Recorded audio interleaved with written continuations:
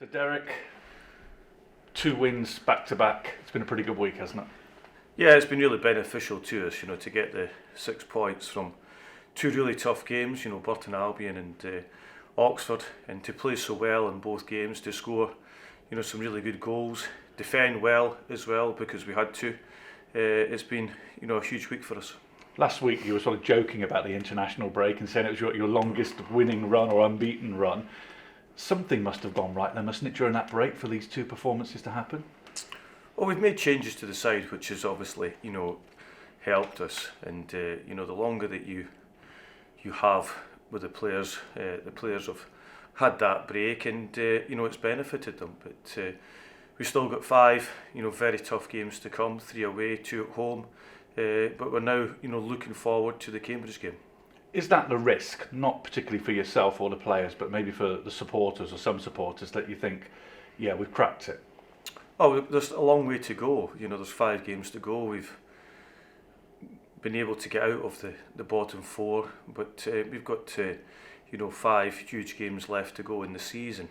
We're hopeful that it's not 5. We're hopeful it's less than that, and we can pick up the points we require to get safe before then. You mentioned the changes in personnel, but what one single thing do you think has improved post-international break to pre-international break? I think that there's a togetherness in the squad. I think that that has shone through. I think that the players have stuck together. We've changed personnel, which has obviously helped us in certain aspects. And I just think that the players now are seeing an avenue for us to be safe, and that's what we're trying to do. And we've got a team on Saturday in Cambridge who are already safe, who got promoted last year. The other promoted teams are safe, and that's what we've got to try and be as well. You said last week it was up to the players to prove they're up to League One standard, and that message seems to have certainly got across in the last week, doesn't it?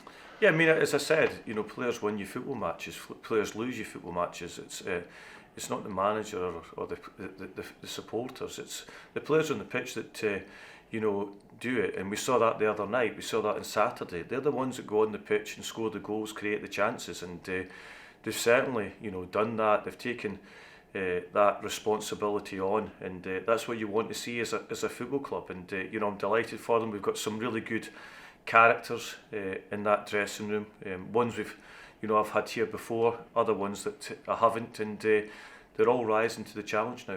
Yeah, interesting. I was just talking to Cole Stockton about the impact you had on players like him the last time around, and Wildig and obviously Gibson, Phillips, players you brought in, and how you've sort of changed them, and with Cole Stockton and the others made them better players. Do you think you're starting to have that impact on some of the faces you haven't seen before? We've got players that are probably needing confidence, and that comes. You look at Connolly. He's one that can run all day, create chances, open up the pitch, and he's been hugely beneficial for us. He only came in January, but he is a confident player. And the other ones as well in the squad that have come in, like Rhys Bennett, has been a calming influence in Badoo. We've obviously had Ryan McLaughlin come back for a few games. Gibson's come in the midfield. Oz with Wildig and Phillips as well, with Arthur out on the left hand side, and then you can't forget Cole Stockton because he scored 21 goals this season. But and then we've got a goalkeeper in Trevor Carson who makes 2, probably 3 outstanding saves the other night. So in a group, we've shown that. We've still got competition for places below that. We've had players that are on the bench. We've players that not even made the 18-man squad, and that's what we need now. I think maybe in weeks gone by there was players in this squad that were guaranteed a place, and it didn't matter how they played, then they were going to be. That is not the case now, and I think that's benefiting the whole group. You mentioned Carson. That save you talked about post-match on Tuesday night, you said it's one of the best you've ever seen. Still think that? Yeah, I mean, he was going the opposite way. It looks, one camera angle, it looks outstanding. The other camera angle, it looks like an ordinary save. But, where I was at that moment in time, the time of the game, the way that he had moved to one way and then was able to have such a strong arm to get the ball over the top of the bar was outstanding. And you need these moments in games to allow you to get the 3 points. And you take that, and then you take the good move from Phillips pressing this centre midfield player, a 1-2 with Cole Stockton, and they get a goal. These are big moments in the game, and that's what changes football matches. So the message for Cambridge is level heads, more of the same, stay organised, stay disciplined. Yeah, we're going to have to be, because Cambridge, obviously came off a defeat in midweek, but they've had a magnificent win away from home against Ipswich.